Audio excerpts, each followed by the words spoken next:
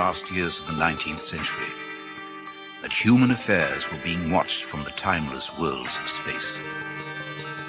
No one could have dreamed we were being scrutinized as someone with a microscope studies creatures that swarm and multiply in a drop of water. Few men even considered the possibility of life on other planets. And yet, across the gulf of space, minds immeasurably superior to ours regarded this Earth with envious eyes. And slowly and surely, they drew their plans against us.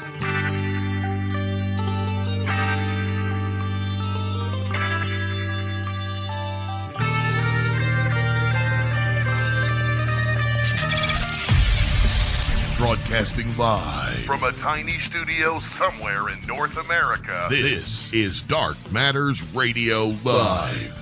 And now I give you your host, the silverback of ufology. Here's Don Ecker.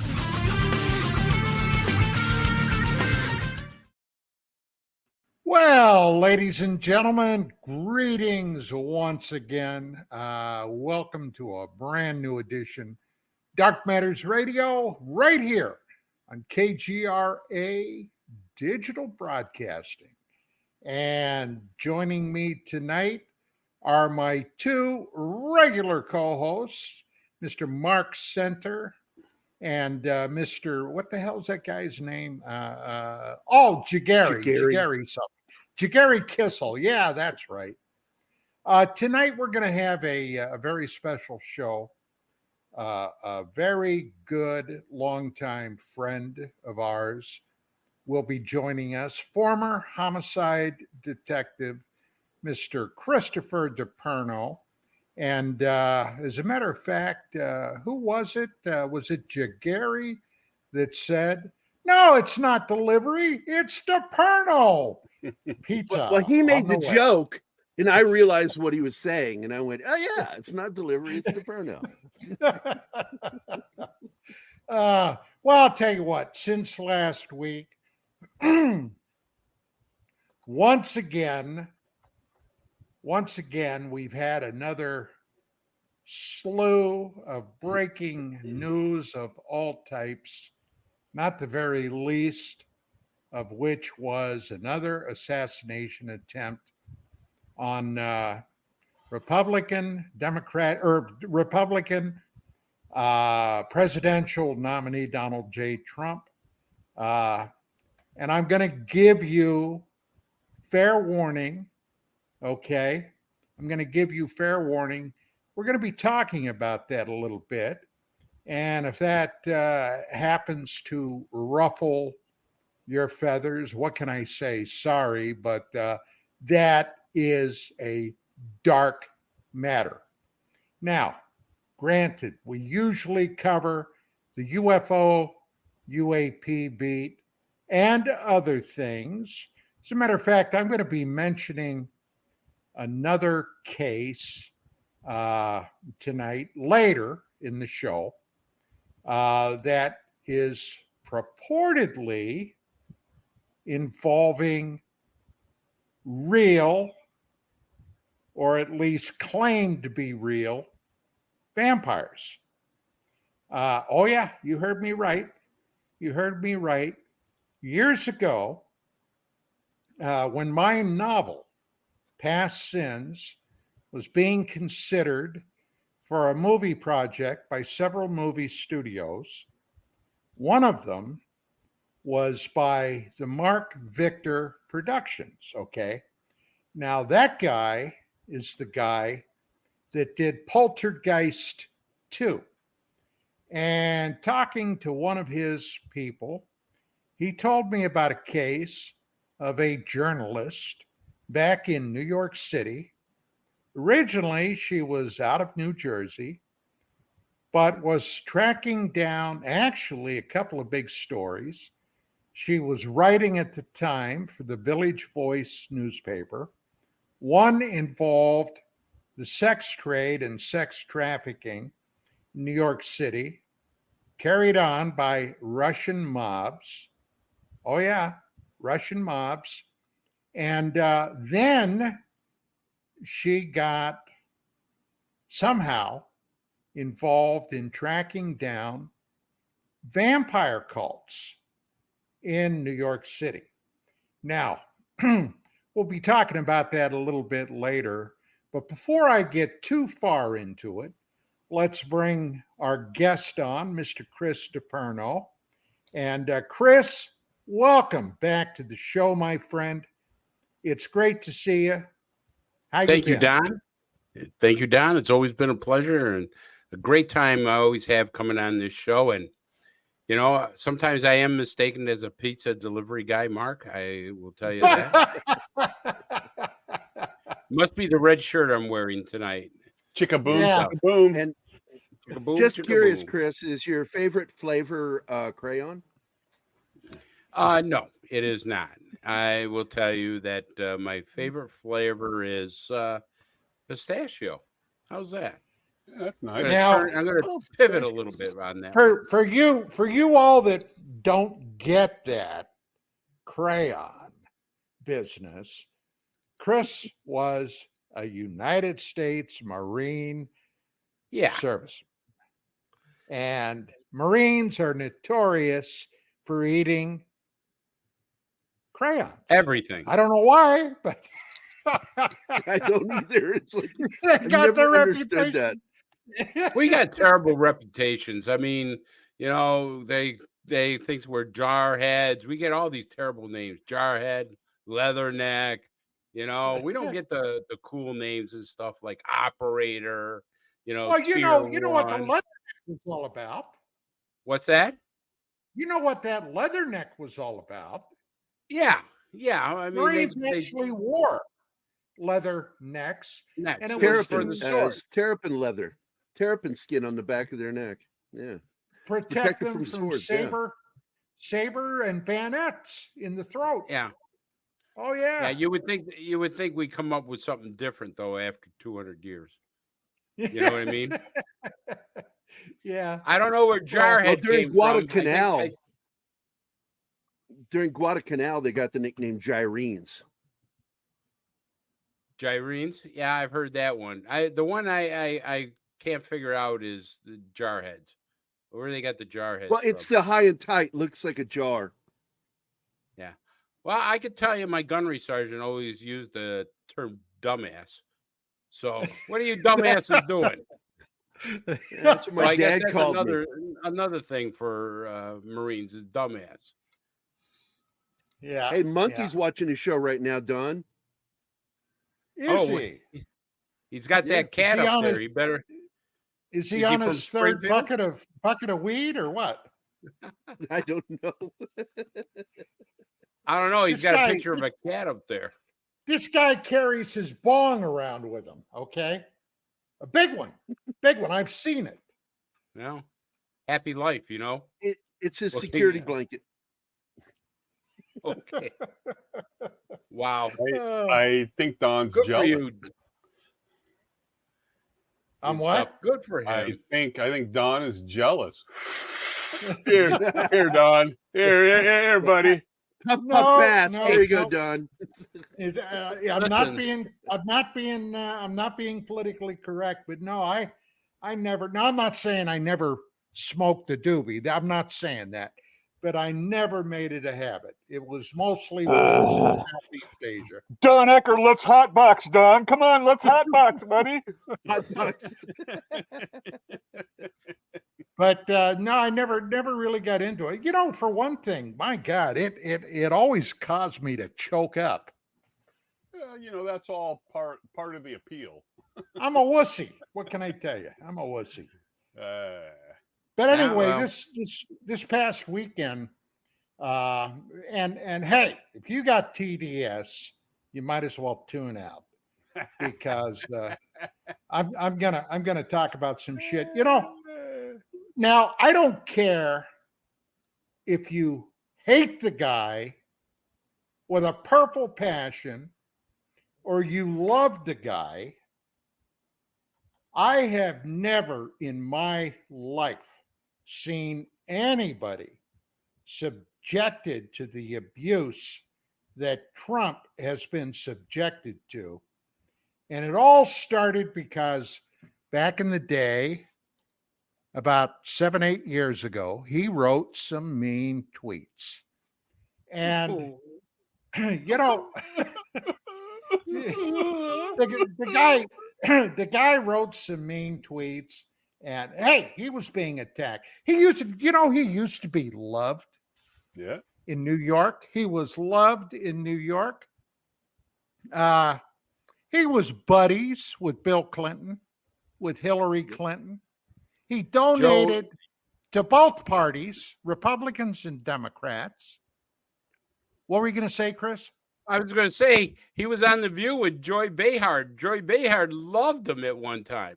I saw clips of that. I'm laughing my ass off. Where, oh, look at your hair! It's so beautiful. I'm like, yeah, okay. And let's not forget there were certain race grifters who loved him as well. Everybody wanted his money. I mean, what he said was when some of these people get down on their knees, that to get a donation. He wasn't kidding. These people were dying to get donations and money from him. Hell, he was invited to Chelsea Clinton's wedding and stuff. So I mean, talk about a guy who said, "Hey, listen, I got to save this country, no matter who gets pissed at me." Well, the man withstood the fire. He no sooner took office than, and I'm going to be blunt tonight. All right. I'm just going to call it the way I freaking see blunt, it. Mark. Nice. Yeah. Here we go. Yeah, that's right. Adam Schiff, my freaking congressional representative where I live, okay, immediately filed impeachment charges against Trump as soon as he took office. I've never seen anything like that in my and Schiff. There's no bigger fucking liar in the goddamn United States Congress than Adam Schiff and his butt buddy Eric Swalwell. Okay? Don't hold back, Don. I want to know how you really feel. Swalwell, who incidentally was shagging on a real, genuine Chinese female spy. Kind of like, Feinstein's chauffeur driver, another Chinese spy. Hey, Tampon Timmy Walls, okay, made over 30 trips to China, loves the Chinese, went on his freaking honeymoon in China. Now, what's the deal? And let me tell you, before you accuse me of being a Republican, I am not a fucking Republican. That party let me down 35, 40 years ago. I am conservative, however. And if that turns you off, sorry about that shit. But I'll tell you what, I walked the walk. I did 2 tours in Southeast Asia. Then I came back and was a cop. Now, I've never really talked about this. And I'm kind of hesitant to say it now, but fuck it, I'm going to say it. In my life and my career, I've been shot 4 times. 4. Twice in Nam and twice when I was a cop. The one time wasn't too bad. The other one damn near killed me. So yeah, I think I have a right to voice my opinion. And it's not something that I always tried to steer away from politics on this show, but right now we are on a precipice. We were talking right before the show. Chris, Mark, Jerry, we all agreed we're this close, 1 pubic hair from going to World War III, whether you know it or not. Yeah, did you hear what Putin said the other day? Putin came out and said that you have given Ukraine American-made, British-made, French-made long-range missiles. The thing was that they're not supposed to use them outside of Ukraine. Now, Zelensky went to Biden and said, hey, I got to use these missiles inside Russia.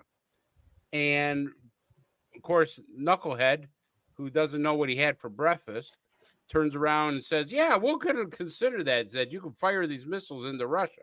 And then Putin turns around and goes, no, you're not, because if you do, that's an attack from NATO to Russia, and we're at war with you.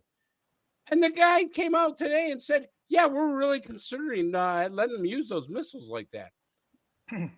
This is just asinine. Well, the United States of America has not had a foreign attack on our soil. Well, 9/11, okay. 9/11, 2001. But that was an isolated incident.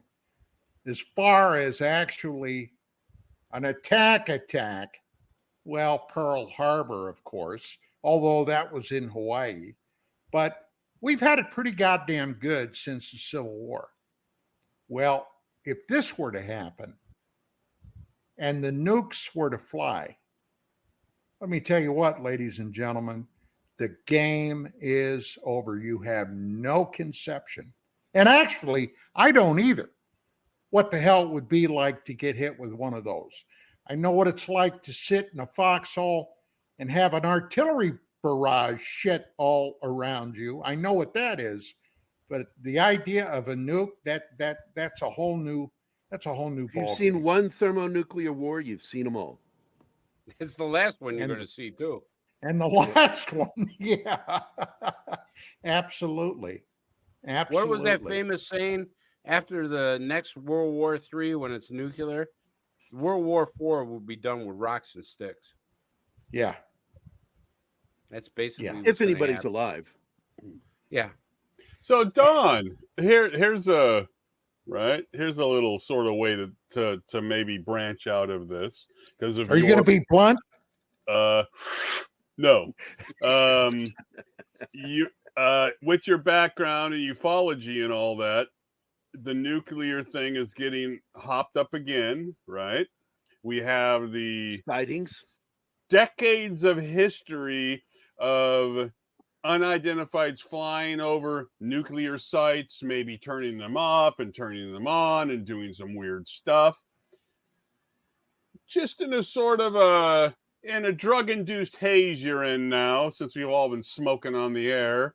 How would you put all that together with, gee, isn't it interesting that we had all of these claims? I'm not saying they're real or they're fake, but all these claims about them being able to shut them down and turn them on. And this has been going on for, let's say, 50 years. And look at where we're at the precipice still. If you were to take that is true information and that was going on, it didn't make a shit of difference to the people in charge. Nothing. Well, it's kind of surprising you mentioned that. Hey. And I'll tell you why. This morning, well, first off, about a week and a half ago, I was trying to score a certain researcher for UAP Crossfire. And that was Mr. Robert Hastings. Yeah, oh, that's Robert Hastings is known for his work in nuclear weapons and the UFO phenomena. Yeah, he's good. Written some books about it. Okay. Yep. I interviewed Robert years ago, and I've been on a couple of shows where I've been a guest with Robert, okay, a couple of times, but I kind of lost touch with him. So I checked with our executive producer back in New York, Bill Skywatcher. Bill happened to have his phone number. So I called it up, didn't get him, left a message, and he called me this morning. And he's been dealing with some issues involving his health. But he said, I checked my schedule. He said I should be free in very early November. Nice. So I'm going to keep following up on that.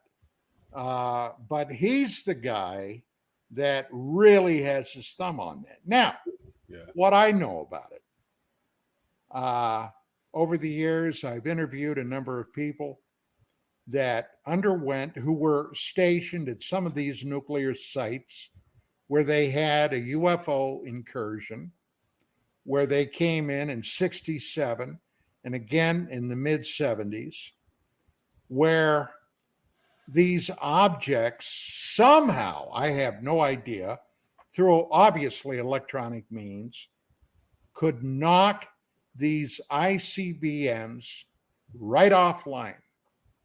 Yep. And in one or two cases, it was such a devastating electronic attack that the whole actual missile had to be replaced.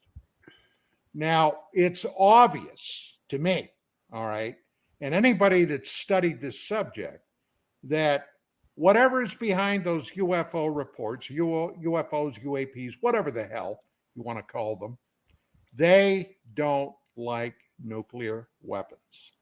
Now, in the 50s, and I give you a real brief historical thumbnail, in the 50s, we were doing nuclear above ground tests damn near weekly, okay?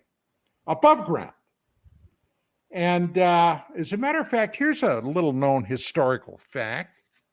A lot of that material in Nevada and other places where they were setting these damn things off were the dirt, radioactive dirt, okay? And they knew what the hell radioactivity, the government knew what the hell it was doing with this stuff, but they didn't give a shit, obviously. They hauled that to Utah and dumped it, okay, in a place they figured, most people wouldn't be around. And this stuff is still highly radioactive. Yep. Well, John Wayne, okay, Genghis Khan. and Dora from Bewitched, okay, Samantha's mother, and Dora, I forget her name now, the actress. They were in this movie called Genghis Khan. And when the movie was done, of course, the movie basically bombed. It was a real POS. Nobody really went to see he was it. not smart on that film. I see. What? I see the makeup in my head. Yeah, Agnes Moorehead, of course, is who you're talking about. There you go. And Dora, Agnes Moorehead. So- They all came down with cancer. They all died. They ended up dying of cancer. Now, where the hell did they get the cancer?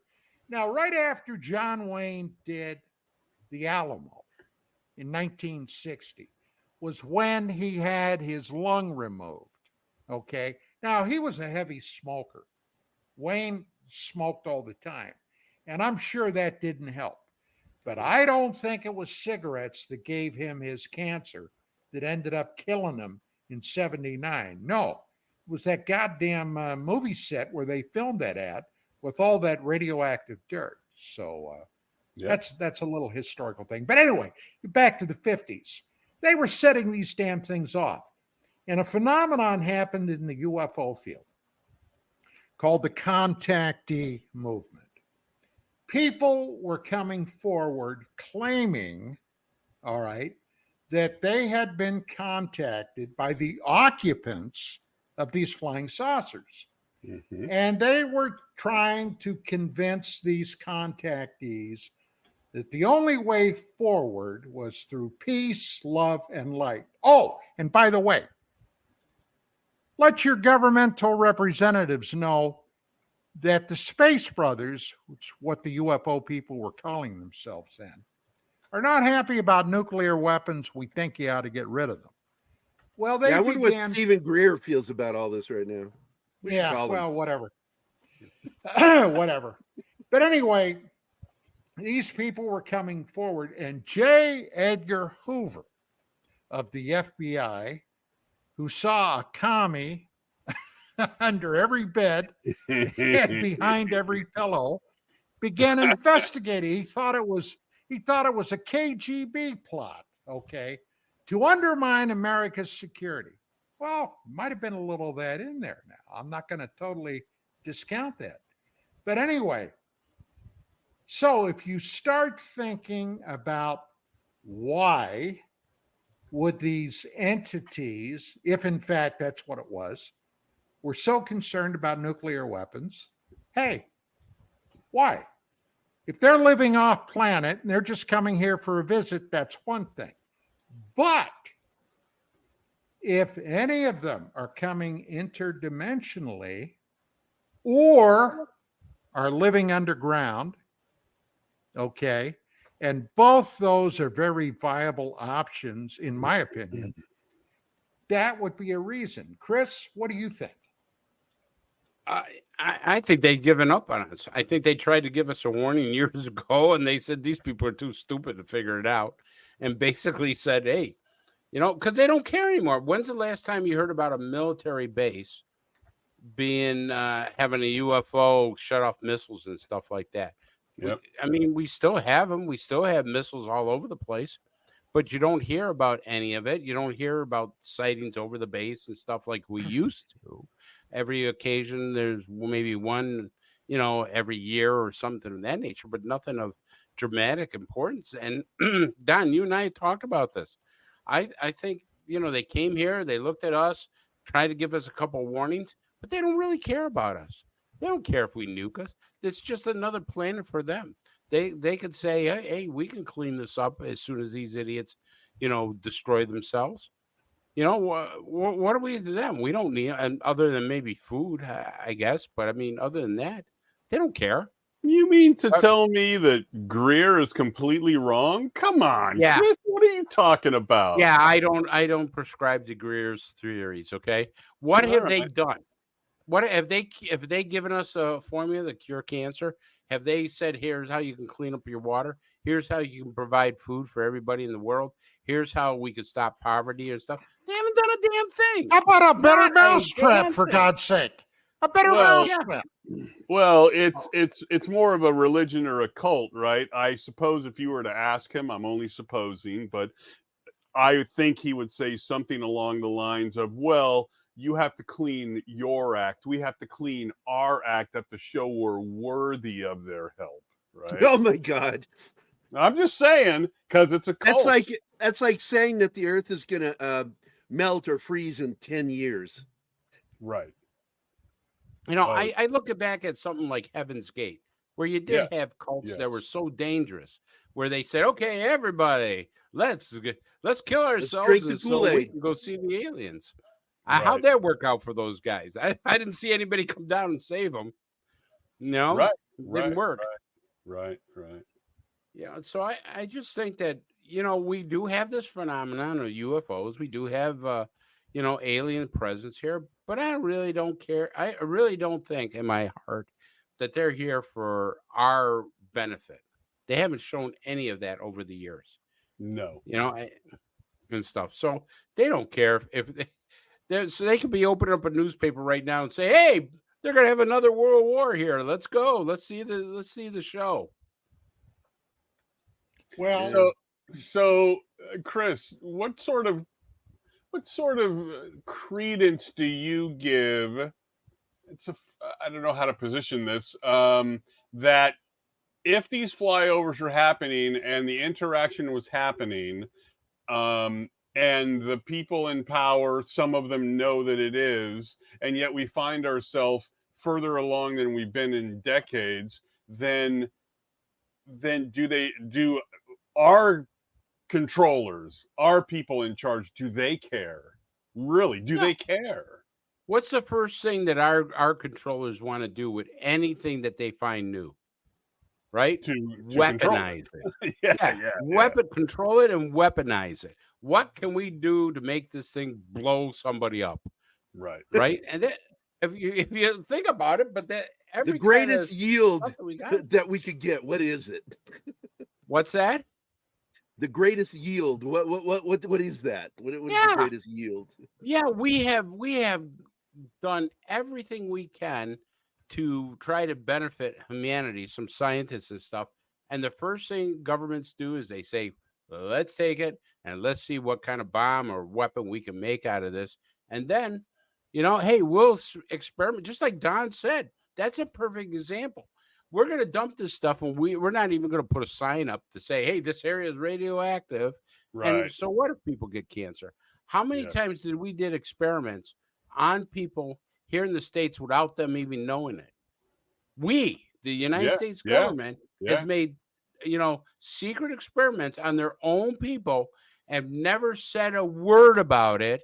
Absolutely. And all of a sudden, years later, we get it and go, hey, wow, they were giving people syphilis. Oh, wow, they were throwing chemtrails up in the air. Oh, wow, look, they were fooling around with all this other stuff. Yep. And there's still debate. There's still debate about COVID, coming from a wet market. And I bet there's still people who actually think that's real when you have all this stuff that came out and said, no, it came out in the lab and we screwed up, which they should have done in the first place. Yep.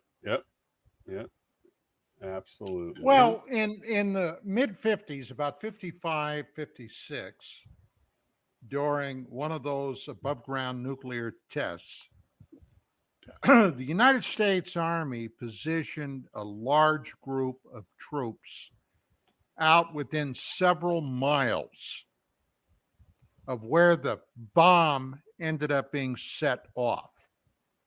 And then, after the initial blast was over, they ordered these troops to get up and move toward the blast site. They wanted to see if they could operate in a nuclear environment.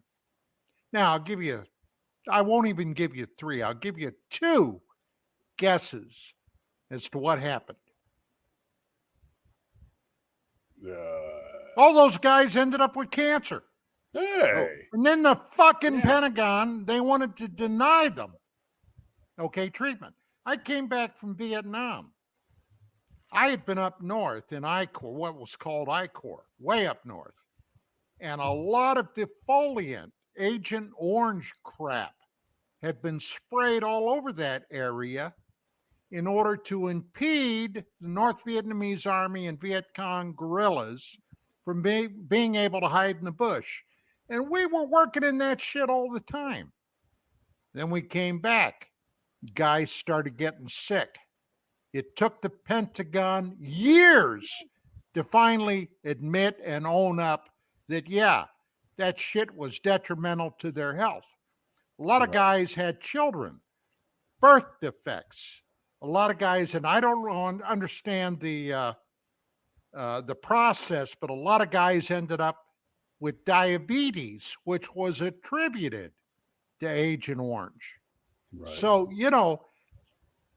the military's been famous for that kind of crap. Well, look what they just did. I mean, now they got billion-dollar lawsuits, and I got a letter in the mail. I'm sitting there. Oh, I got a letter from the VA. It says, "Hey, how you doing, Mr. Deperno? Hey, just to let you know, we introduced 5 poisons to you while you were at Camp Lejeune."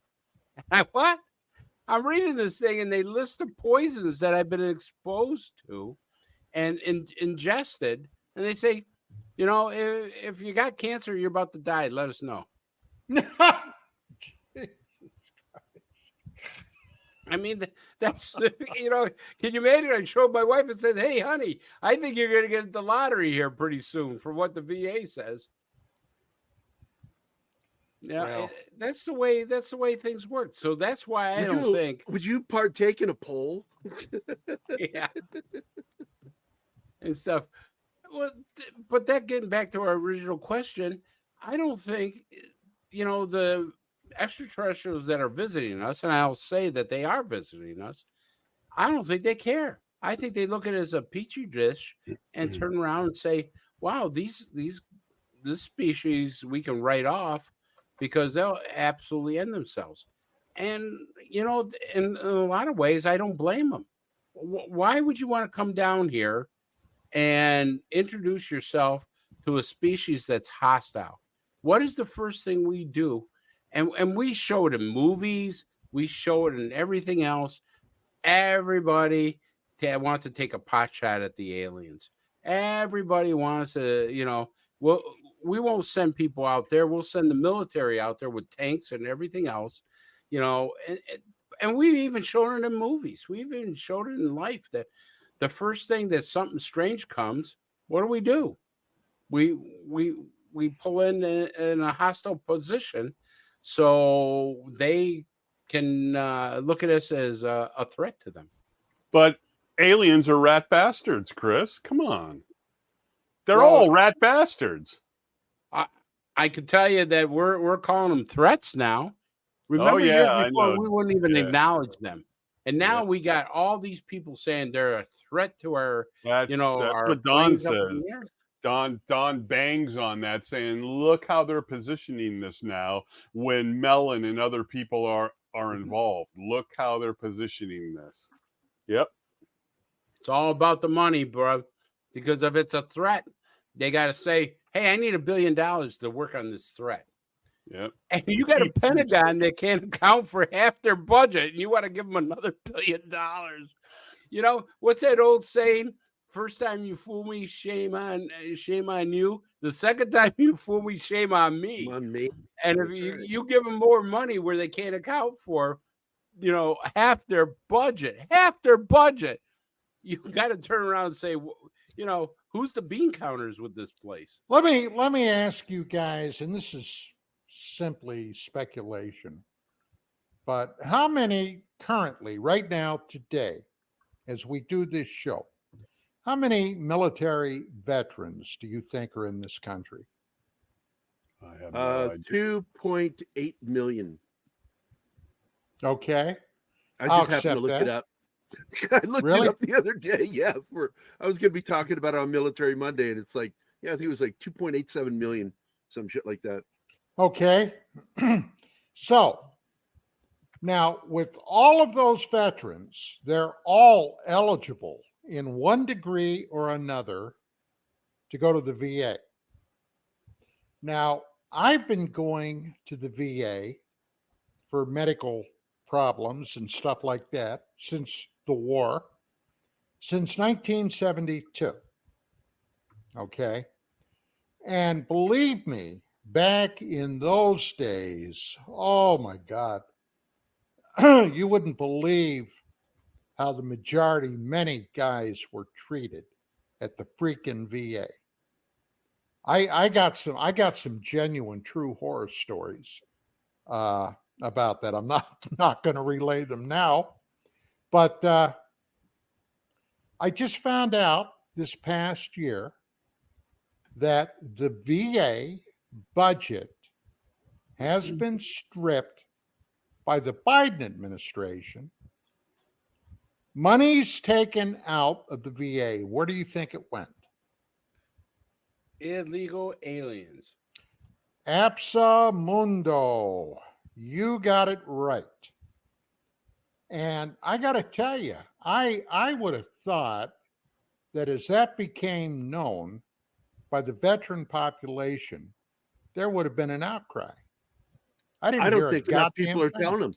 I don't think anybody's spreading it out, because you saying this is the first I've heard of it. You didn't know about it? No. Oh yeah. Yeah. I can tell you. How many veterans are in the Biden administration? Military veterans. There's one with a that dress aren't on, trans. Right? Sure, why not? Good. Here's my thought: is that one, every illegal alien gets a cell phone. And let me just talk about New York. So they get $1,000 a month, free living quarters. That now they actually have military people at the hotels. I just saw a video the other day, and they have military people in the hotels guarding them, or I should say, protecting them. Okay, and they get free meals, they get free medical and dental, they get transportation to everything they want. I want to go across the border and be able to get some of those benefits, because I don't get free dental, I don't get free eyeglasses, I don't get that stuff. That when I retired, that's taken away from us. You get medical, but you don't get dental or eyeglass or any of that stuff. It's gone. Well, what the hell? You know, why are we giving it to illegal aliens who haven't done a damn thing here? Half of them are with MS-13 or Trade de Agua, you know, that are doing all kinds of horrible things. You know, people don't want to realize it.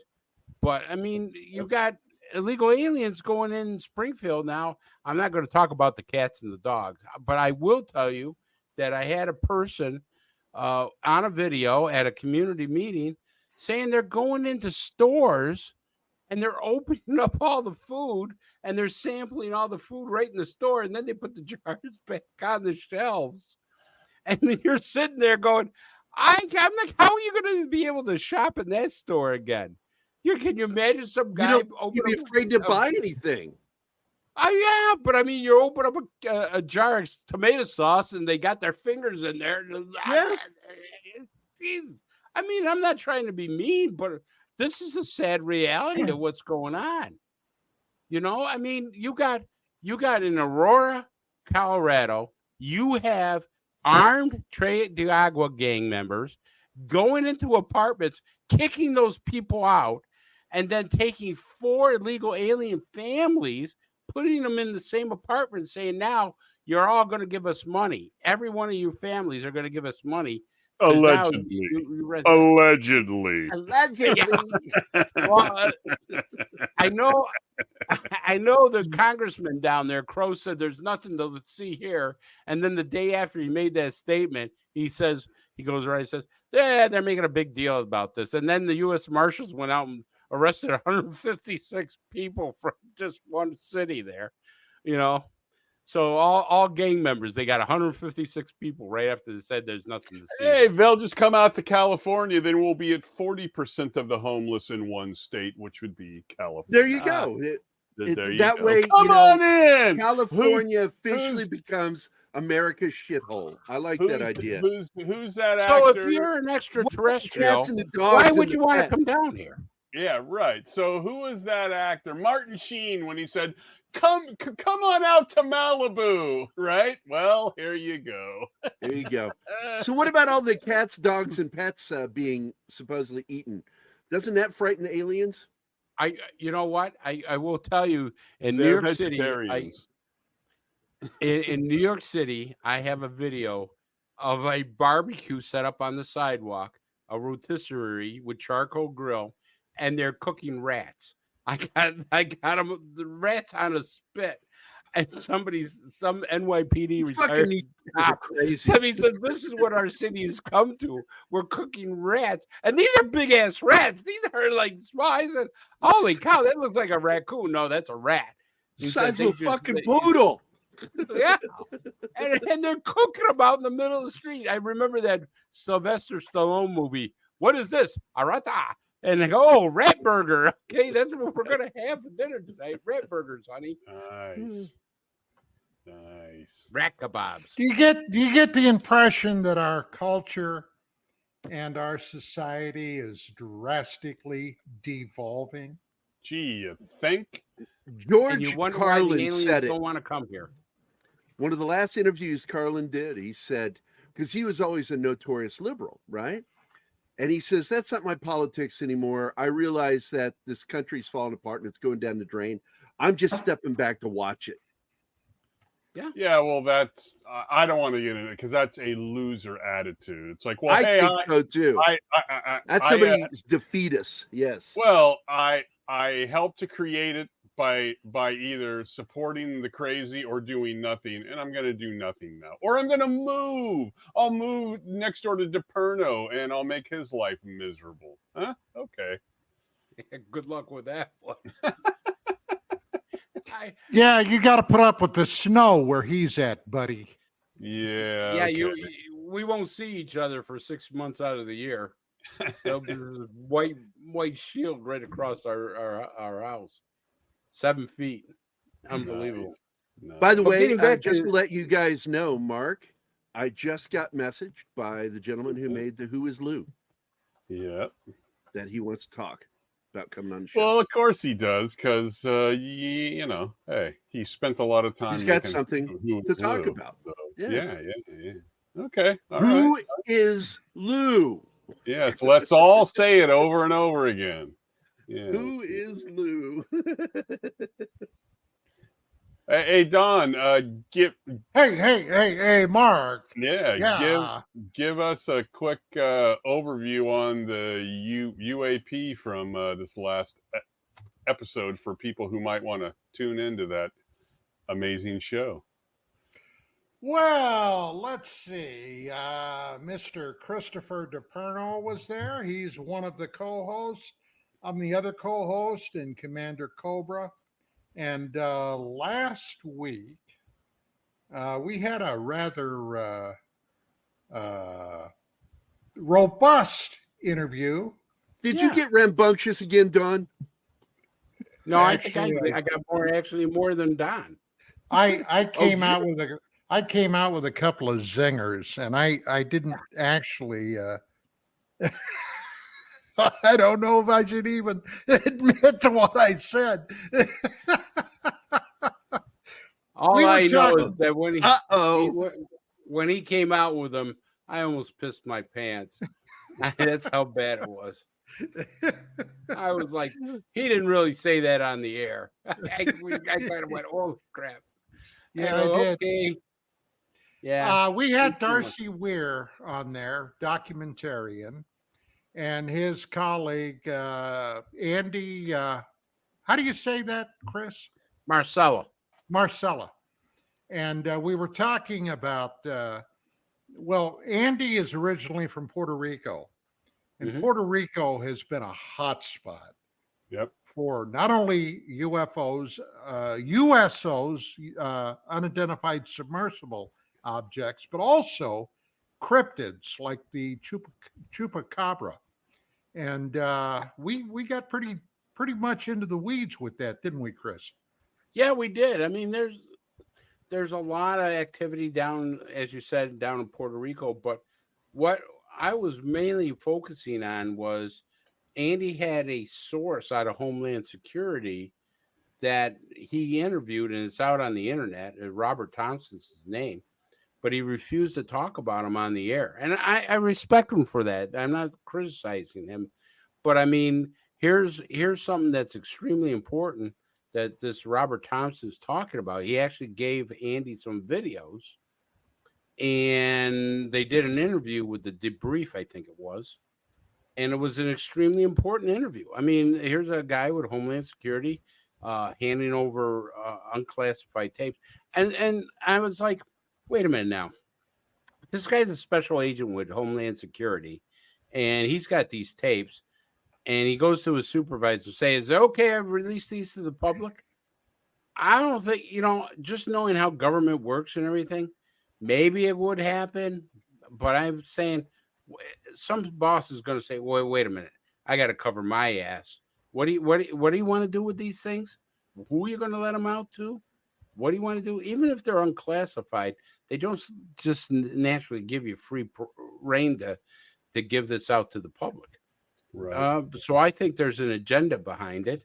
I definitely think that he got some good information. I definitely think that he got some tapes, but what was the agenda behind allowing this to come out? And then what's the super secret about, talking about this guy after you gave an interview on, to journalists? So it's just one of those things where, you kind of went to say, hey, wait a minute, guys, you got to come up with a little more than this. I just can't take the idea that says, well, we're not allowed to talk about it. No. We got to talk about it. That's why you're on the show. Yeah. And like I said, during that time period, the thing of it is, if you can't stand the heat, get out of the then kitchen. Get the hell out of the kitchen, because that's why you're here. And when somebody comes on, you're to be interviewed, right? That's what it's all about. You have information that we think our audience wants to hear. And Chris, you were perfectly within all your rights to inquire about that. Sure. And And the thing is that when you come onto a show, and this is the one thing that I think we have to do as ufologists in this field. Don, I know you do. Mark, Jerry, I'm going to call you Jerry. Jerry. Jerry. So, anyways, I think you got to be hardcore. I think you got to start asking the hard questions, because I see a lot of interviews with, people who've been abducted and people who've had experiences, and they go, "Oh God, I was taken to some planet thousands of light years away, and by George, we had a great conversation." And I'm like, wait a minute. Let me start by saying this, that I come from a middle class family, and that we had a very nice lawn that we took very good care of. And you guys aren't getting it, are you? You guys don't know what the hell I'm doing, do you? No. Not a clue, Don. Well, that's how Kamala Harris started her last interview a few days ago. Oh, okay. I don't watch your interviews, so you got me on that one. I fall asleep. I'm one of those people. I don't know about you guys, but when my favorite talk show guys start to show a clip of an interview with somebody or somebody saying something, I don't listen to them. I just fast forward through it because I don't give two shits what they had to say. I want to hear about the, what your problem with it is, not that they said it. Do you guys get like that? Or am I like the only one in this group that can't stand listening to Kamala Harris or Biden talk? Oh, I'm sorry. I just had to mute the speaker. What? Oh, fuck off. I can tell you every time Kamala Harris talks, I thank God that I have tinnitus, so I don't have to really listen to her. Yeah, mine never kicks in until too late. Honey, I'm taking my earpieces out now. I like the one. I don't know if you guys seen the video. This is a great veteran one. So she was just on. I'm laughing my ass off at this. She was just on, and she was talking about how we stopped the wars and how we protected the American soldier and how the Biden administration, not one American is in a war zone today because we did this.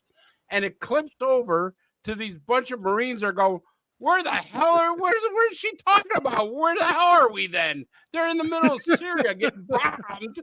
And she's talking about there's no American lives in danger. And these guys are getting, bombings almost every day. Guys are going home with traumatic brain injuries. So, I mean, this woman lives in fairyland as far as I'm concerned.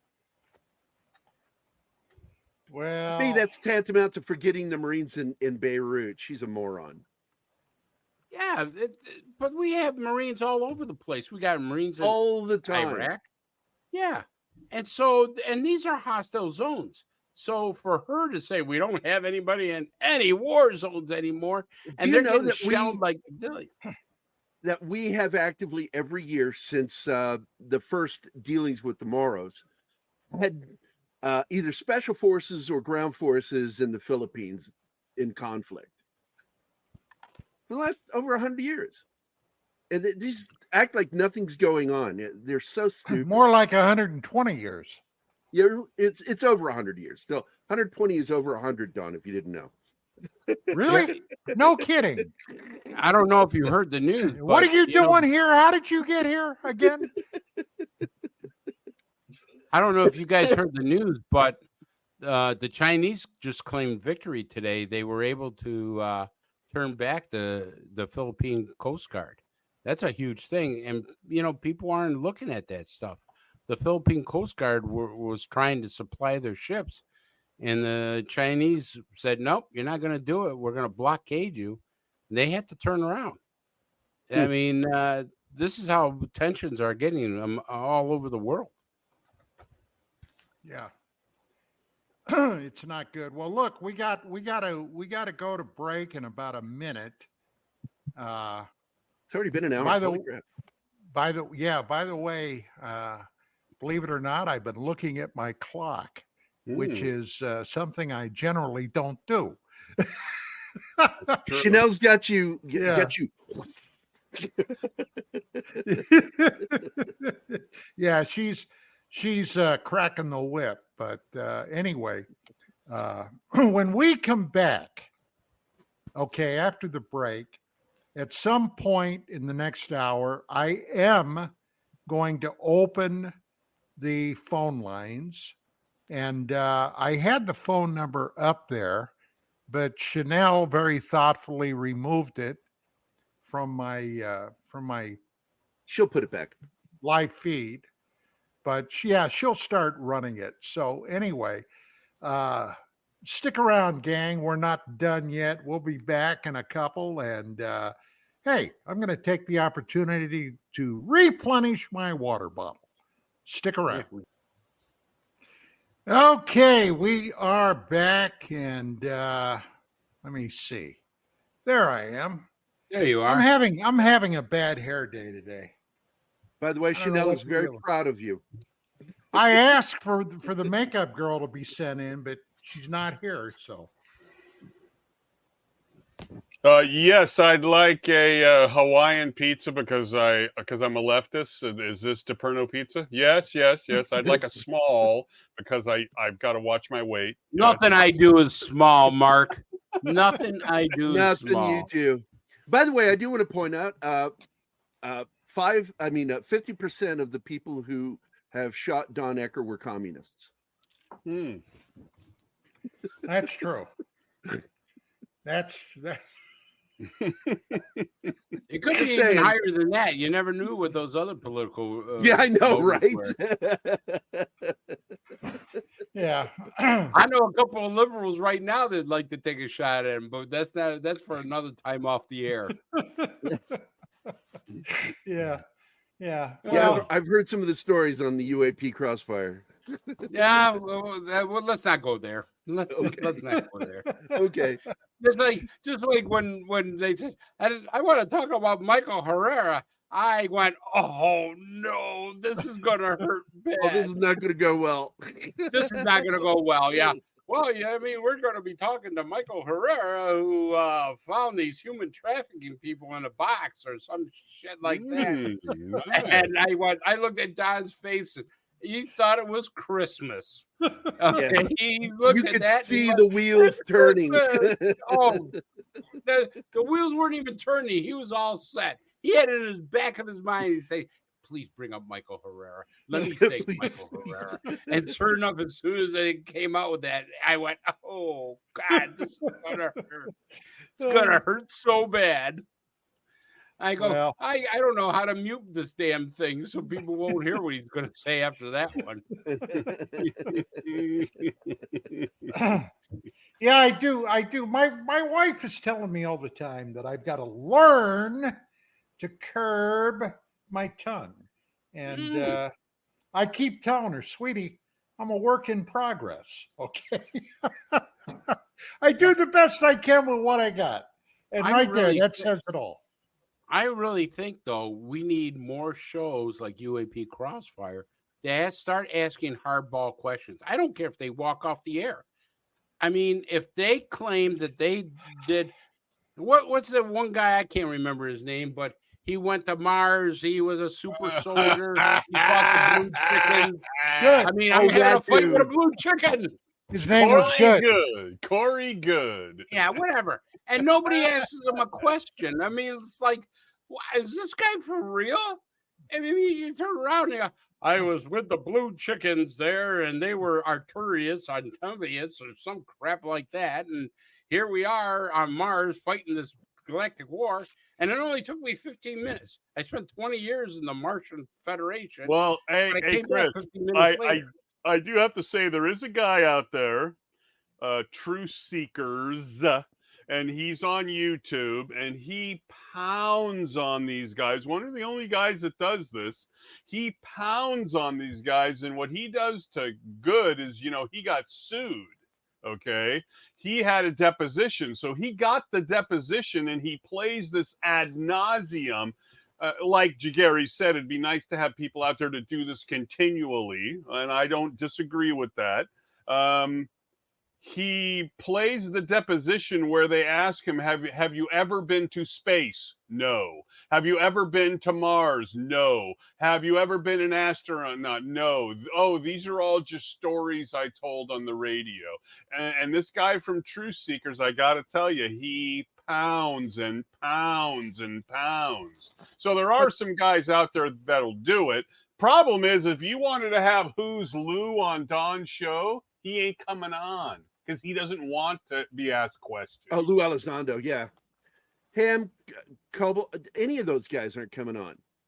Nope. Also because, we've talked about it privately that Don Ecker is persona non grata. It's like because he pissed off people at the Pentagon, people are warned off of talking to him. Yep. So, Chris. Well, there's something else here too that I've got to chime in on. All right. We are talking about you. Yeah. Over the years, when Vicki and I, my wife and I, were doing UFO magazine, we vetted almost everybody that ever ran an article in the magazine. Okay. She was a journalism graduate, had been a working reporter. I had been a police officer and criminal investigator. And I even then realized how volatile this subject was. So now that's not to say I've never been fooled. I have been. But my BS indicator is usually working pretty damn good. And if it sounded like a bucket of shit, let me tell you what. I wanted to see facts. I wanted to see dates. I wanted to see names of witnesses, et cetera, et cetera. And so we kept it pretty clean. And as a result, back in those days, before I garnered, I guess, the reputation I have today, occasionally I would get asked to appear at various conferences, whatever.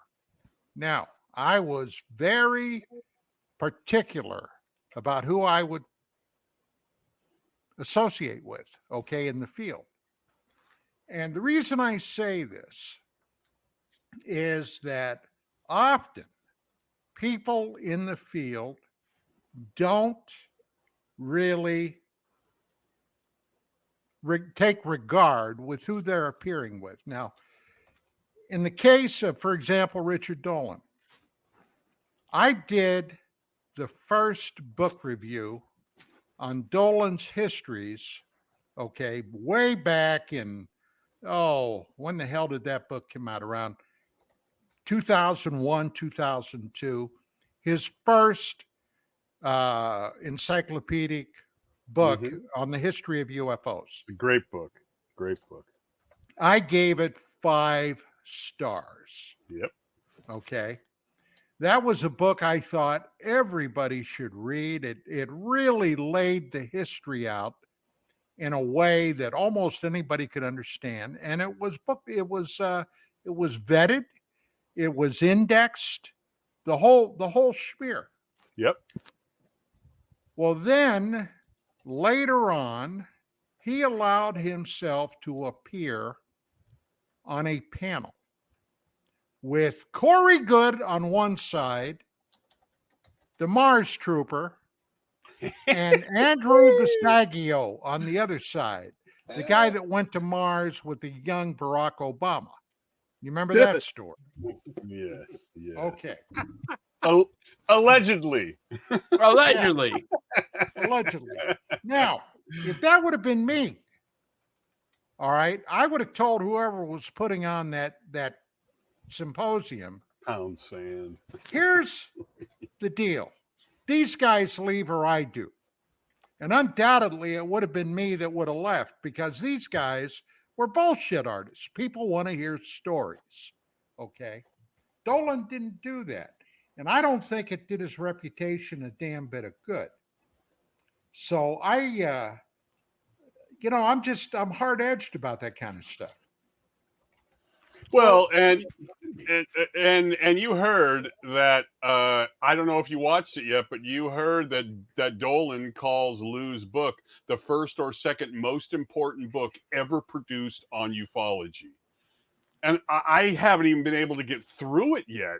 And it's like, look, I'm no scholar, guys, but I'm reading this thing, and it's like, I'm not going to read the other one then, because if this is the first or second best book ever produced, come on. But I'm the only one here who owns the book, I think. So I don't own it because right. Here's the thing. When I first heard Lou talk, now I will say Lou is a patriot. I will say I want to thank him for his service that he did. Sure. As far as that goes. But I will. But he didn't do 21 years. We know that now. Yeah, we can talk about that. I'm not convinced, but let's go on, Chris. But what I'm saying is that when I heard him speak, when there was hardball questions, he said, I can't talk about that because of section such and such and such and such, that I would get in trouble. And that's the way out when hardball questions are asked by not just Lou, but other people I've seen. Well, I can't answer that. But then you got real ufologists like James Goodall or some of the other guys who turn around and say, yeah, hey, here's my FAA tapes. This is what I saw. This is what I recorded and stuff. And it gives you proper information. But we have gone from ufology as a serious subject. We're starting to go toward entertainment. And people are going, I want to be entertained. I want to hear about, hey, here's a classic example. And people thought this was a great show. I thought it was crazy. I had interviewed a woman on the radio who says, oh, yeah, I had an encounter with UFOs. I had one that landed in my backyard. Oh, wow. Tell me about it. Yeah, it was saucer shape, and these two, gray aliens came out. Oh, wow. Well, okay, let's go on. What did they say? Did you have some encounter with? Yes, they asked me to fix their ship. They were having problems with the spaceship, and they asked me if I could help them fix it. And I go, are you a physicist, a chemist? Are you a mechanic? Oh, no, I'm a housewife. And I went, what? I said, so these two guys are probably 45,000 light years ahead of our technology, land in your backyard. And what'd you do? Pull out a hammer and a screwdriver and say, hey, let's just kick the radiator and see what happens here. I'm like, come on, lady, give me a break. You misogynist. Are you saying a woman can't be a MacGyver? Come on. Say, but she wasn't a mechanic. Here's these two guys allegedly come down and say, will you please fix my flying saucer? I think they'd more likely say, hey, go make me a sandwich. Ah! Oh, just like the guy who ate pancake. Did you hear kind of like that movie a couple of years ago? The movie a couple of years ago where the guy had to round up dead cats to fix that was the UFO. Great. That was a great movie. Oh my God, that movie was nuts. I like the one where the guy says, yeah, the UFO landed, and I went up to them, and they were making breakfast. They were flipping something that looked like pancakes, and they gave me one and took off. Oh my God, where do they come up with these stories? I got to tell you, these are very creative minds, but nobody questions, says, where's the pancake? Did you eat it? They had the pancake. As a matter of fact, not only that, it was chemically analyzed. Was it really? That's a famous case. But okay, there was nothing exotic in it. They found things like vegetable oil, made with wheat flour, that kind of stuff. But it was analyzed. Betty Crocker's on Mars. Yeah. I don't know. By the way, we have somebody in the chat on Twitter who's popped in to say hi. Raph said hello to everybody. Hey. So, Chris, how would you, this is a very open-ended question, but how would you work around or work with or massage or manipulate the situation where you're either, if you want to ask tough questions, you either have to do it like the Truth Seeker does and not have the person there, Or how do you get them on there? Because you're not going to get Greer on Don's show. You're not going to get Lou on Don's show. You're not going to get any of these people on there. No. So then how do You're you absolutely navigate right. that? How No, they vet anybody who's going to interview them, Mark. You know that. They look to see where they anybody stand. though. I'm not just gonna bang on Lou. I mean, we talked about this last time, Chris, and we said, look, I like the reporter from Las Vegas. Okay, I think he's a good guy. I think he's done some. Thank you. I think he's done some good work and such. But wouldn't it be great if a news guy would actually do news and maybe even put together reporting, which is sort of in a debate kind of a thing, where you could make money and say, hey, we're going to have a debate at the Rhine Auditorium. You pay $20 to come in, and we're going to have a debate between Don Ecker and Lou and yada, yada, yada. But they'll never do this. They'll never do this. I kind of agree with you, Mark, on that. But I think there's ways that you can call them out. I mean, you can call them out and say, hey, like, one of the things that I desperately wanted to interview Corey Good, and I never got the ability to do it because first thing I was going to ask him is say, okay, what's the nomenclature of the M16? What? And if he said, well, we never used an M16. Okay, what's the nomenclature of any weapon that you used? I mean, every soldier, every veteran who's here can probably recite the nomenclature of the weapon that they had in their hands. Because they drill that stuff into your head. That's a survival tool that you have to have. So, I mean, you have to ask these questions. Now, you're right, Mark. It's going to be very difficult. But we do have them on recordings and stuff. And you can be public and say, show me proof. Show me where this has happened. Show me how this happened. Give me, like, for instance, who was it? Oh, Bob Lazar. Bob Lazar made me a believer at some points only because they had a professional interviewer come in and say, hey, I'm going to ask you questions about Area 51. Never asked him a question about aliens. He has, what's the color of the chow hall there? What's the color of the cafeteria? What's the color of the bathrooms there? Where's the bathroom off the cafeteria? Now, this guy knew the answers. And so when he asking Bob these questions, he answered them. And so they knew he was at Area 51. So why wouldn't this same person, I'm just going to throw it out there. Yeah. Why wouldn't this same person or a person like this bring him to the colleges he said he graduated from and do the exact same thing? And they never have. But, you know, he did have the answers to questions that you had to be there in order to answer. And that's how I would interview those people. And you're right. They should have brought them to colleges. I agree with you totally, Mark. You need to start really hardballing these people who think they're ufology experts. Right. And say, okay, let's go to the college where you're at. Let's go to the place where you had this and explain it to me and rip their story apart. Then you can honestly say it's true or not true. But I gotta say this in Lazar's defense. All right. I've known Lazar since 89, 90. Not well. Never sat down and had a beer with him.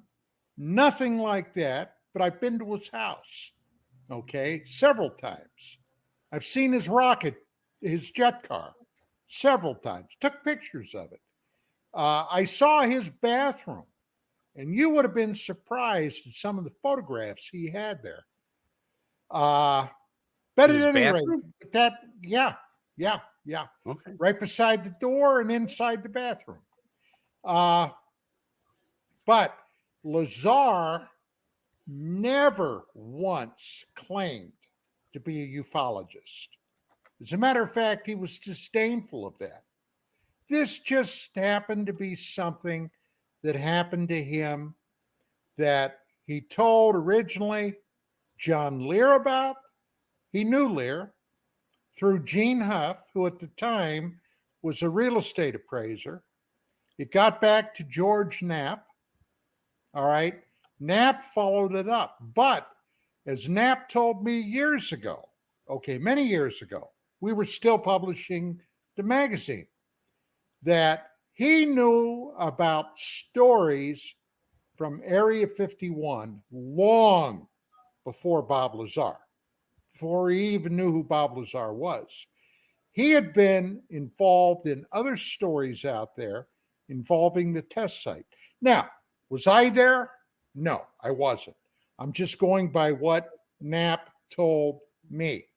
But the questions about the cafeteria, the latrine, all that kind of stuff, that was Knapp that asked Lazar those questions.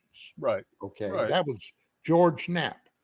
So Yeah, and I'm all for that. You know, it's too bad that Stanton didn't do it, but it's like, I don't know. I'm not a professional, you know, a journalist or a reporter, but it's like, hey, George, are you not asking him? Are you not taking him to those colleges, or just saying, so where was this and where was that? Like he did. Why aren't you doing that? That seems pretty. I mean, that's a linchpin of his story, because he's not claiming to be a ufologist. He is claiming the education. Great. So can you prove, because the Men in Black came and stole your paperwork, can you prove that you were even there? Much in the same way Obama had a little bit of an issue with saying who was going to school with him. I'm not saying he didn't go to those schools, but again, a lot of people are saying, well, I never saw him there. I think it was Princeton, right? I never saw him around. I don't know what the situation is there. How come Lazar's not that old, Don?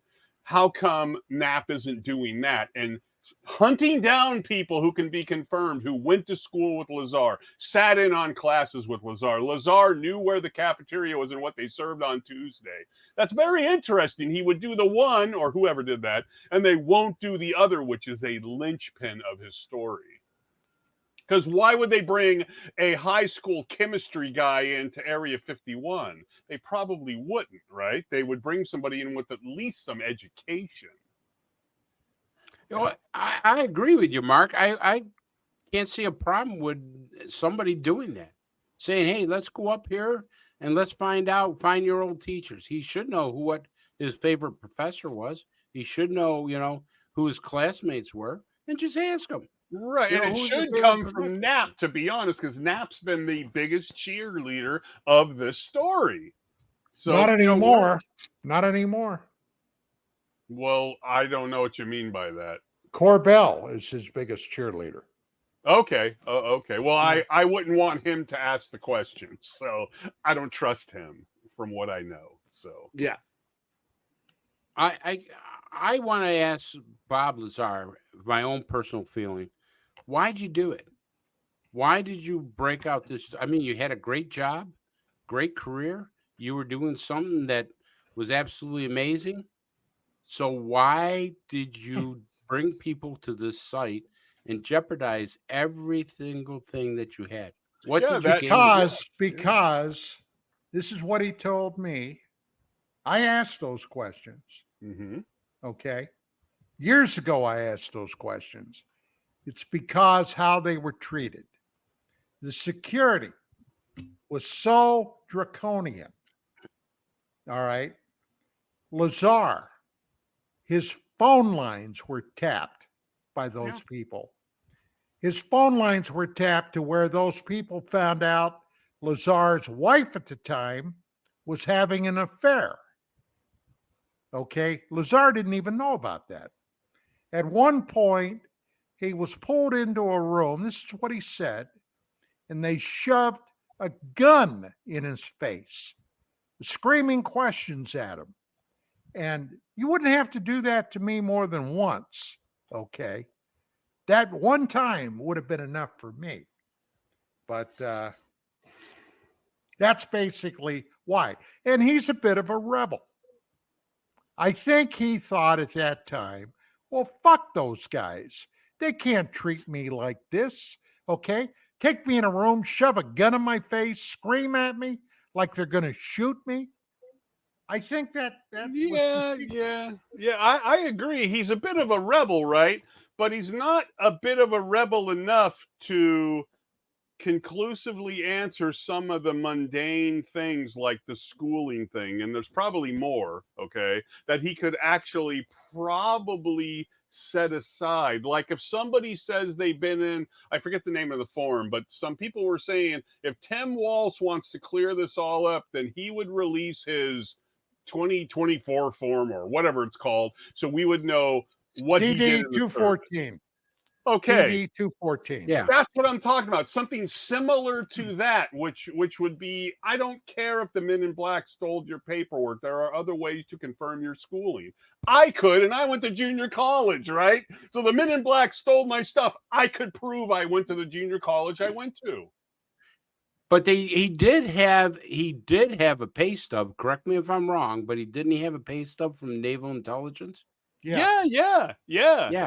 So I mean, you don't get one of those by being an intern. So I mean, he had to be working for some, secret agency or something to that effect. Right there. I'm not saying that I need an answer for everything right away, but the bare necessities of a case, right? Just the bare necessities. Come on. Hey, I want to take this opportunity to tell the audience that we are going to take phone calls. If you'd like to call in, if you would like to talk to Chris, to Mark, Gary, myself, give us a call at area code 855. Okay, my screen just got, there we go. 855-472-5483. That's 855-472-5483. And our 5-star producer, Ms. Chanel, will let me know, and we'll take your phone call. Very good. That'd be good and stuff. There's some I great posted people on on Twitter your chat and here. on Rumble the phone number so people can call in. Let me just say hello to Linda Thompson. Hello, Linda. How are you? I hope you're feeling well. You stuff, great person. And by the way, a couple of weeks ago, our guest, my buddy, Mr. Chris Deperno, had a birthday. His wife, as a birthday present, took him on a cruise. Nice. And on the last day coming back, both he and his wife were sick to death with COVID. And I'm glad to see you're back on the ball there, Chris. Well, It seems as though the best place to catch COVID is either a cruise or an airplane. So, well, I can tell you that on the cruise, first of all, the cruise was wonderful. We went to Nova Scotia. We got to be able to see one of the producers for KGRA, Amanda Curran. It was a fabulous time. Can't say enough about it. It was fantastic.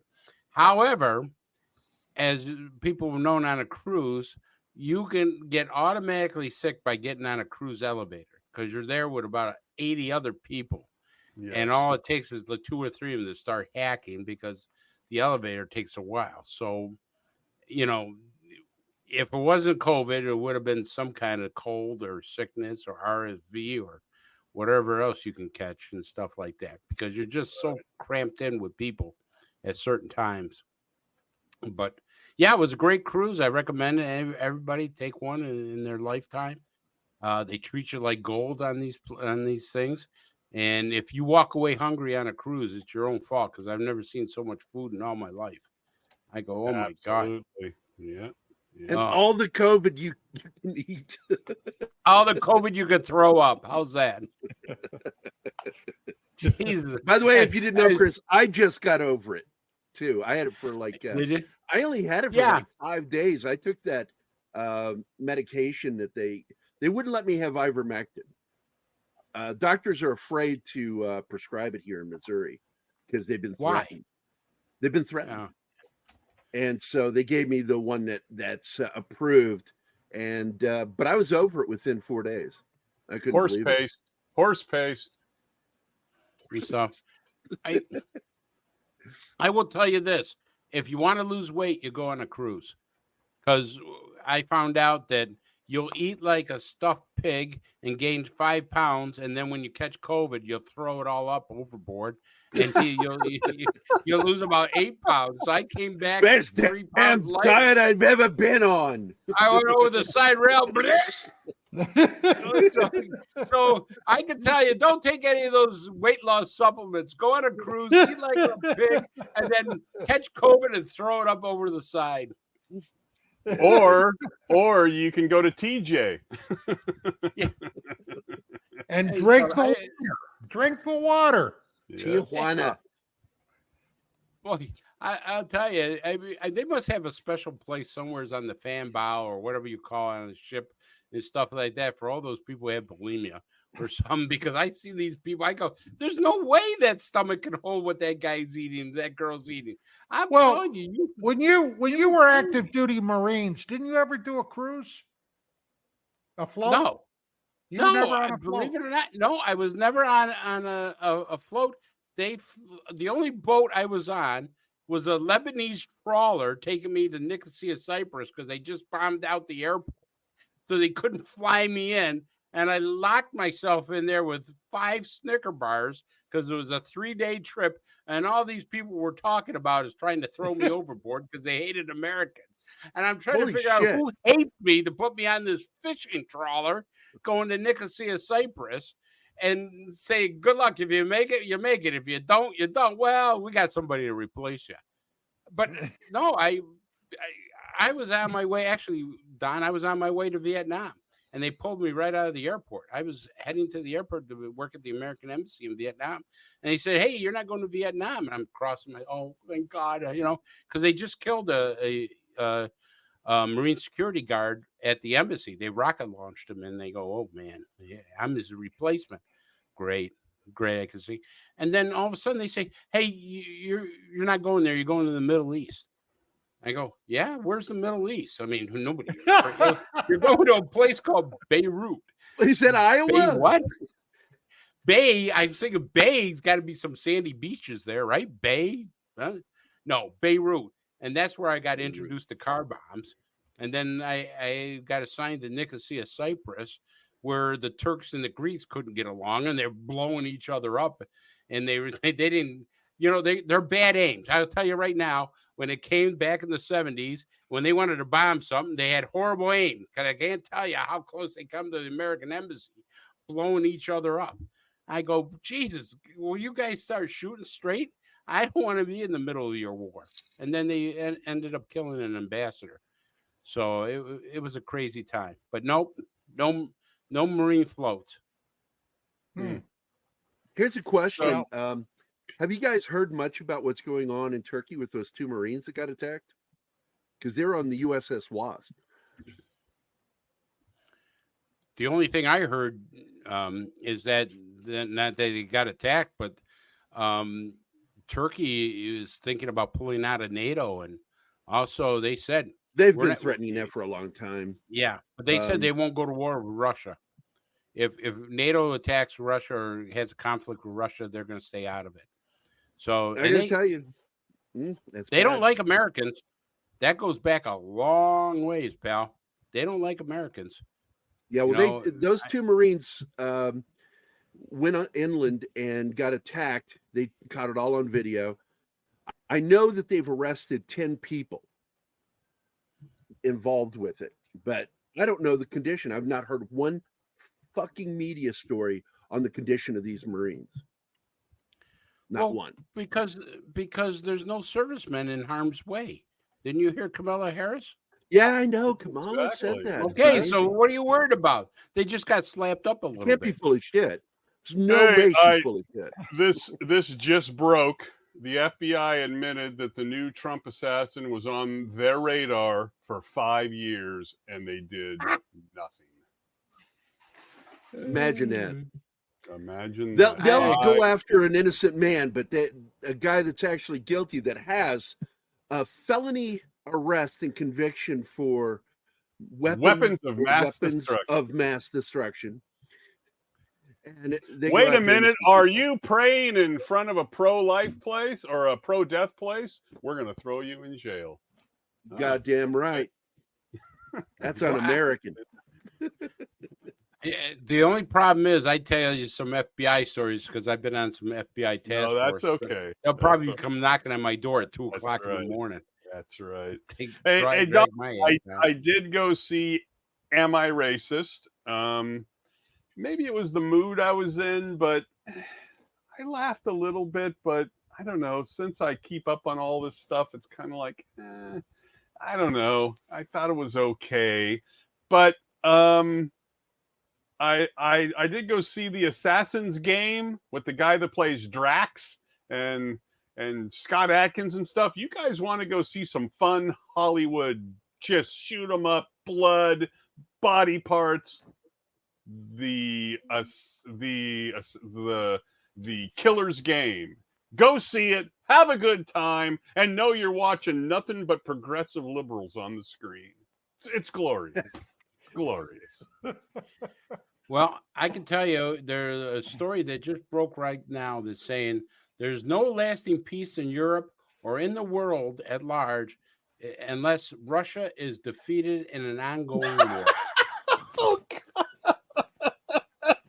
Come on out. You know what? I like that. Have you ever seen what's that movie, Achilles, Troy, or whatever? Yeah. Biggest, baddest guy from Russia. Get the biggest, baddest guy from Ukraine. Put him in the middle and duke it out. And whoever wins gets the country. Jesus, this is crazy. I've never seen so many people. It's like going to a Miami Dolphin Buffalo Bills game.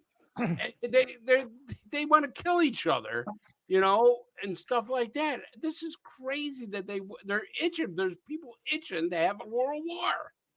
Yeah, because they got a bunker. No, what it is this: or some place like that.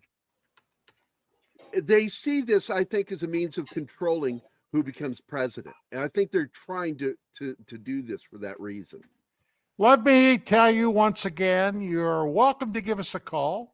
If you have a comment or remark, you want to talk to any of my guests or co-hosts, 855-472-5483.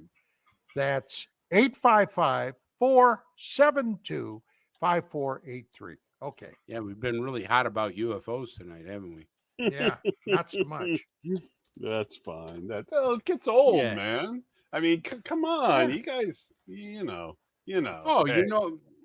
I follow the Don Ecker's political stream here. If I can call some of these sons of bitches out, I will. I won't go as far as what you did on UAP last week, but I will say sons of bitches. How's that? We were talking about the dissonance between various government factions. And I had said that we have basically one group that wants to have some disclosure, the other group doesn't. And one of those groups may have slipped their private member into the other group's rear position. But it was a little more graphic than that. It was a lot more graphic than that. I'm surprised one of the producers didn't come on and go, and that's the show, folks. Hey, Chris, what's Yes, your sir. view on something like this? This is a tried and true sort of UFO, UAP sort of statement and belief, etc. And it is, if you never change your story, it's going to give you a lot of credence if you just never change your story. Now, I could give you many examples of people never changing their story, and I think they're horse shit, but they stick with their story. So Yeah. what do you think of that? They die out. If they don't change their story and make it more compelling, more exciting, the story gets old. But with the Zamora case, he never changed his story and it never got old. Because See? Lonnie Zamora probably actually had that happen. No, I completely agree. Even to an extent, the Meyer case, kind of, sorta. He's released all that stuff, and for decades now, you haven't heard from him, right? So I'm not saying it's a true story, and I'm not saying that he didn't add to it during his heyday of about a decade in the 70s. But he's another one, long-term case, and he just went quiet. Yeah, but But you see here, Mark, here's the situation. You have a person like Don Eckert who asked the hardball questions for his UFO magazine. And then you got the National Enquirer that a story comes out and says, I married an alien from Venus. And she was fantastic, you know. Probing. And so you get these There once stories. was an alien from Venus who carried. Don't say it. I know where that's going. Oh God, they're going to start X-rating this show. I think they know what a woman is, but regardless. No, but I mean, see, that's the what ufology is turning again into is entertainment rather than a serious scientific study. Sure. We're starting to go away from that, where people want to be. You've seen these shows on television, and some of this stuff you sit there and go, I got to turn this off. This is just, crapola and stuff where they, we just missed it. Well, it must have been speeding away. And look at this reading that we have. It's 0.00003. And so there must have been some landing here. Give me a break. People come up with the most craziest stories, but they want to be entertained. They want to see this on television. And so you got these television shows that sensationalize the most things that serious ufologists wouldn't even look at. They go, yeah, that's nice. Show me something that's really real. Stanton Freeman, for instance, God rest his soul. I mean, he had his ups and downs, but as far as I'm concerned, he was a serious ufologist. Yeah, he did good work. He was a story collector, but that on its surface isn't a bad thing to be a historian.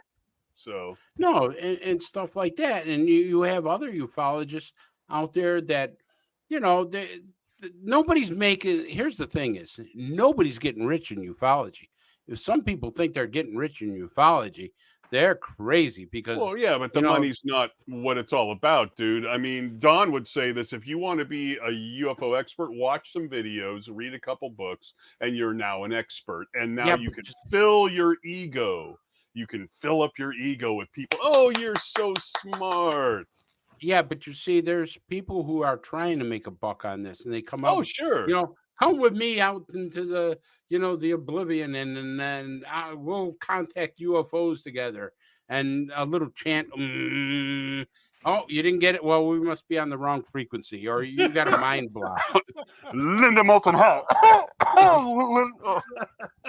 And so you get these people going, I'll come back next week and pay you $150, and maybe we can get somebody from Alpha Centauri. That's right. And you kind of go, really? And then there's these poor people that are really being abducted, and nobody's listening to them. They got some of the most frightening stories you would have ever heard. I've talked to these people, and I go, holy crap, this is unbelievable. And they literally have marks on them or things of nature that just you can't explain.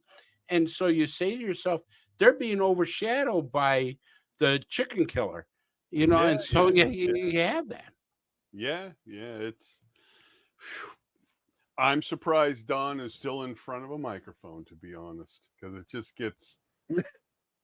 Well, I got to tell you, there are some days when I think, why?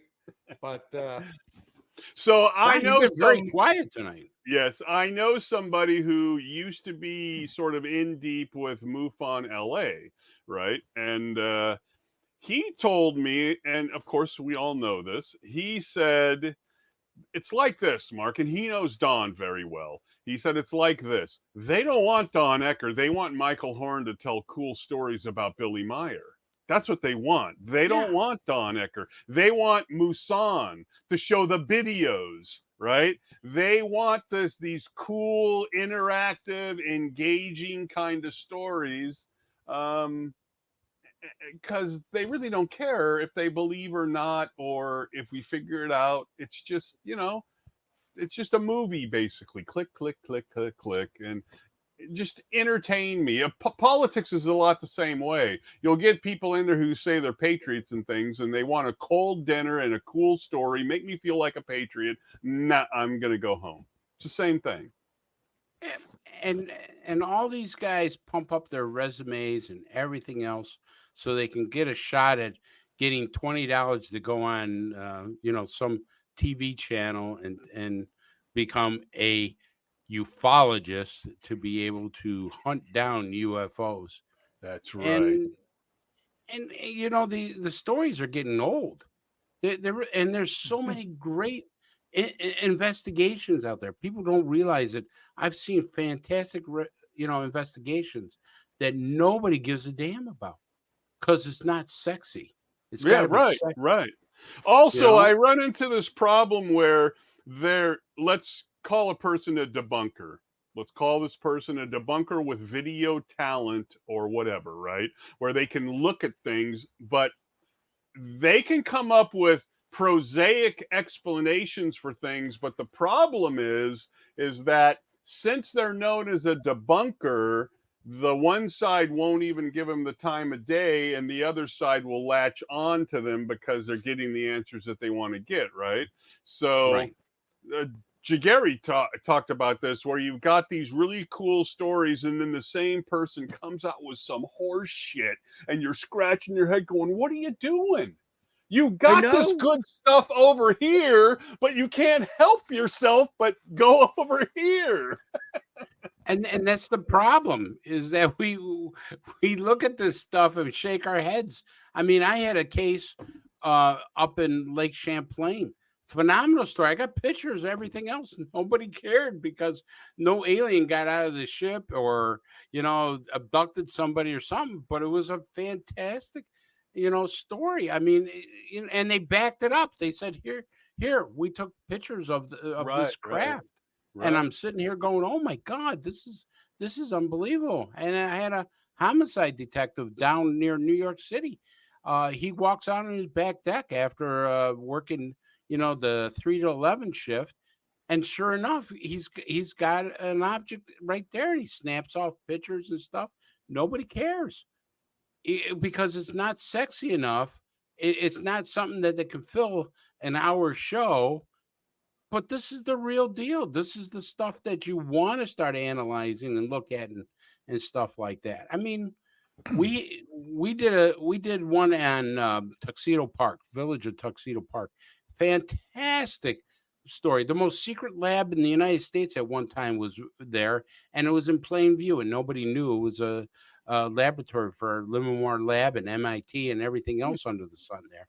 We had unbelievable sightings in that thing that we had detectives, police officers, detectives telling us, what they've seen there, credible witnesses. Right. Nobody cared. I was like, you got to be kidding me. No, it's just a lights in the sky kind of a deal. We don't want to, we want something where, they're fixing the alien spacecraft. Right. And then you have the laziness of when those internally lit blimps in the 90s, they started to show up. I will agree. They looked, especially the ones in Germany, they looked amazing because that was the early days of video cameras, right? And we're looking at these things going, wow, not taking into consideration the blinking light on the bottom, but regardless, they looked really cool because they're on the horizon. They're moving across, right? To this day, we see these things just peppered in the shows. And it's like, these are internally lit blimps, you assholes. And you probably know what they are. Doesn't matter. Oh, they're shiny. They look cool. Yeah, they do look cool. But what does this have to do with Don? Yeah. Didn't we covered this on the show, UAP Crossfire? Didn't we have that show where people were going crazy about this one thing over the military base in Iraq? Oh yeah, an octopus, and people were going nuts. It came out of the water. It went into the water. It was flying here. It's this, and I'm like, looks like a balloon to me. That was Darcy Weir and Mark D'Antonio. Yeah, and ate up the entire second hour, kicking that thing around. And originally, we were supposed to be talking about USOs, and Chris and I ended up sitting there with both our thumbs in a very inappropriate place, okay? And yeah, we did that, Chris. But I mean, this just goes to show you, Mark, what you're saying is correct. Is because once people see something, they don't give it a second thought. It's a UFO. It's from the octopus world. It's flying across a military base, so it's got to be real. And then you get the stories. It went into the water. It went out of the water. It did this and that, but yet nobody's seen it. When you hunt down a witness for it, you can't find one. I mean, and no video, and we were told there was video. Right. Right. And it's clear, and that was in Lou's video, and he's the one that released it, like Jaime Maussan. Let's release it first and ask for the evidence second, right? So it gets put out there. Mick West and a bunch of guys do a bunch of work on it, prove what it was. And like Jagari said, what are you doing? Some of the stuff might be real. They're following the process of the 24-hour news cycle with ufology. You can't do that. Well, if you want to be taken respected, try to be the first out. Do that. Yeah. That's what. And that's what they're trying to do. Yeah. Just so. I agree with you, Mark. I don't think you're ever going to get these guys on a show and ask them the hardball questions, because once you do that, I mean, you kind of then put them in a bad spotlight. Well, they'll go on shows like Joe Rogan and Sean Ryan, who I love their shows. I really do. But when they have stuff like this on there, they don't put these people to task. They take everything that they're saying because they're amateurs, being factual. And it's like, why aren't you quizzing them? Because they're amateurs in that subject. I'm not saying Joe Rogan isn't everything, or the other guy, and I like his show, but in something like Greer, they're amateurs, right? And I would assume, and this is only me, that even if they knew more, well, we got to have the cool stories. We got 3 hours to fill, right? Yeah. And there's so much more out there. I would like to see these new whistleblowers come out and really been asked hardball questions. Here's an example. We talked about this before, Don. David Grush gets up in front of Congress, right? And he starts saying this stuff, and everybody's going, ooh, ooh, until he gets to the point it says, yeah, people have been injured and killed over this. Yeah, right, exactly. And nobody jumps up going saying, what? You're telling me people have been murdered because of this, killed or injured or threatened? You can't get anything more serious than a homicide. Yep. And so you say to yourself, that's where you got to back up and say, whoa, time out. Who's been killed? You made that statement, and he can't just get up and walk out. These are the places where the hardball questions have to be asked. Is when you said this, you put this out on the table. Now you're going to have to explain it. Well, I can't answer it in public, Chris. I got to go behind closed doors now. Yeah. Well, you see, that's the thing too. Most people that do this kind of gig, and what was it you told me, Mark? There like 30,000 plus podcasts today. Just on iHeart, there's 32,000 podcasts. Okay. Just on iHeart. Now, the majority of those people do not have any type of broadcast experience. No, it's just for hobby. Yeah. Yeah, it's for, shits and giggles. Okay. Absolutely. And the bottom line is most people don't want to be put in the position where they have to ask a hard question, because, hey, they're ballless, okay? They don't want to be put in that position. They don't know what's going to happen. Now, Chris can ask hard questions. He has. I can ask hard questions. I have. But we have more than just an interest in the topic.